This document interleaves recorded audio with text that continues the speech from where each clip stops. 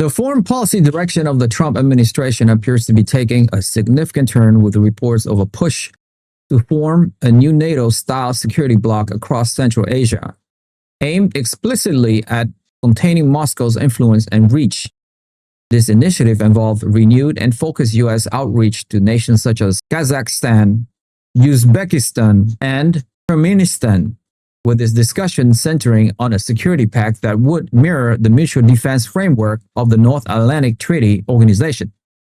This strategic move represents a potential substantial shift in the geopolitical landscape of the region, which has traditionally been within Russia's sphere of influence. The proposed bloc would seek to create a formalized structure for military and security cooperation, potentially including joint exercises, intelligence sharing, and security guarantees, thereby presenting a coordinated front to counterbalance Russian power and ambitions in the strategic heart of Eurasia.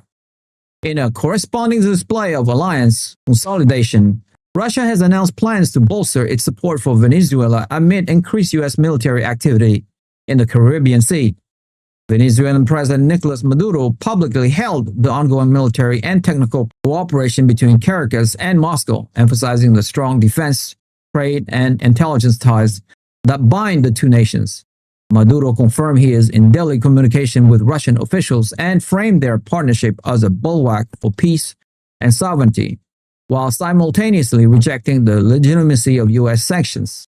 Venezuelan President Nicolas Maduro has escalated rhetoric against the United States, condemning 4 consecutive months of what he terms Gringo threats and accusing Washington of orchestrating regime change under the false pretense of counter-narcotic operations.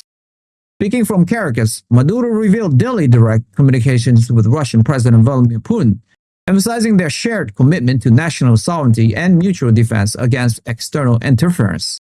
The Venezuelan leader specifically criticized recent U.S. Navy deployment near Venezuelan coastal waters, calling them an act of intimidation designed to undermine his government's legitimacy while extracting concessions on oil exports and political reforms. Maduro confirmed that Russian military advisors are already embedded within key Venezuelan defense installations, providing technical support for air defense systems and intelligence sharing protocols that have significantly enhanced Caracas' ability to monitor U.S. and allied naval movements in the region.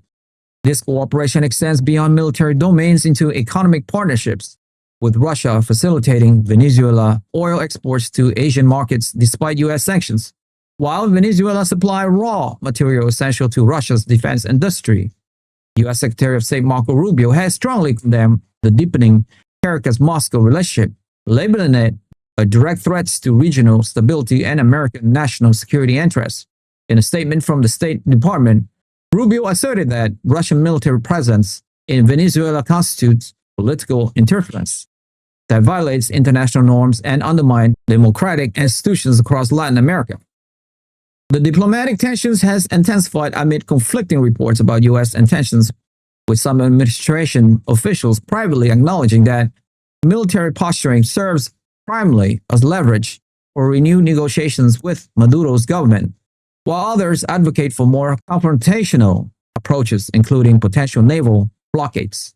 This complex dynamics reflects the broader challenges facing Trump's foreign policy teams as they navigate competing priorities between containing Russian influence globally and addressing immediate security concerns closest to home.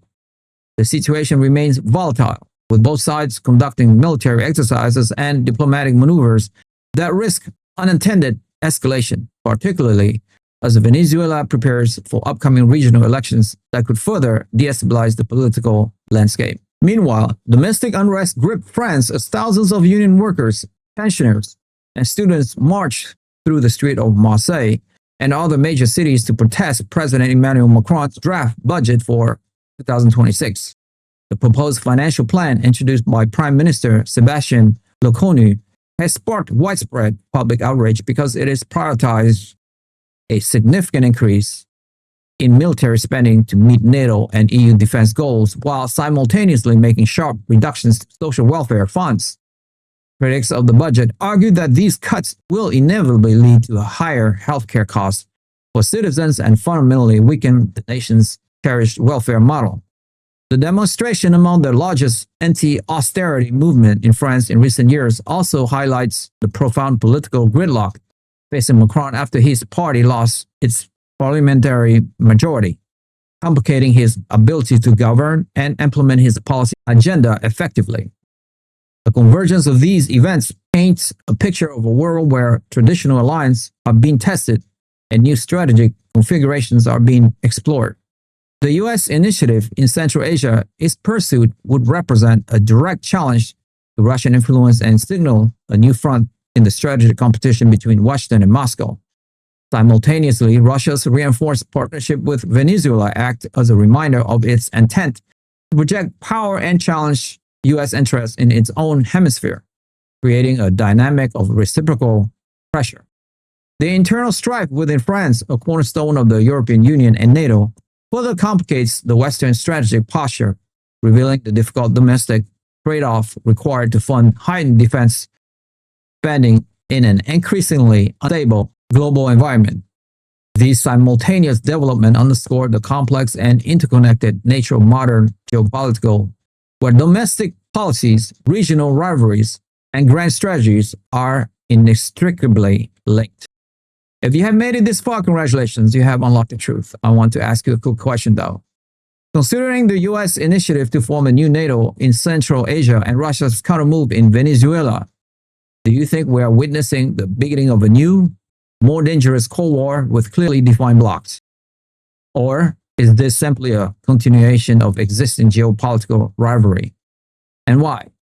Join the debate. We want to hear your insightful opinions on where this is all heading in our community. Share your thoughts in the comments below. Like the video, hit the notification bell, and most importantly, subscribe. I'll see you guys in the next one.